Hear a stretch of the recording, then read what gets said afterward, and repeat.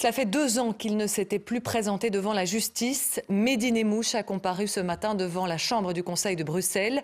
L'auteur de la tuerie du musée juif de Bruxelles annonce ne pas vouloir participer à son procès pour des raisons médicales. Benjamin Samin, Bruno Spaak. Il n'a pas l'habitude de se déplacer en personne lors des audiences de la Chambre du Conseil. Mehdi Nemmouche veut prendre la parole devant la justice. Son message est clair, il ne participera pas à son procès s'il ne bénéficie pas de soins.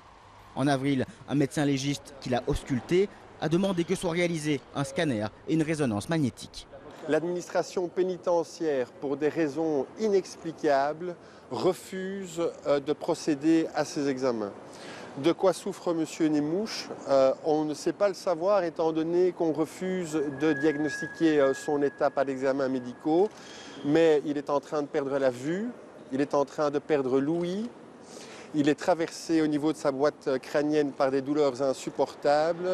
La défense du principal suspect de l'attentat du musée juif a prévenu l'ensemble des autorités pénitentiaires et judiciaires compétentes lors des audiences de la Chambre du Conseil ou par courrier, mais sans succès. C'est dans ce genre de dossier que les droits de l'homme prennent tout leur sens. Un homme est détenu, il est gravement malade, il le fait savoir et nous le faisons savoir à toutes les autorités. On ne pose aucun diagnostic et il n'est pas soigné. C'est évidemment inacceptable parce que, en l'état actuel des choses, M. Nemmouche ne pourrait pas participer à son procès. Il est incapable de se concentrer pendant une durée aussi longue.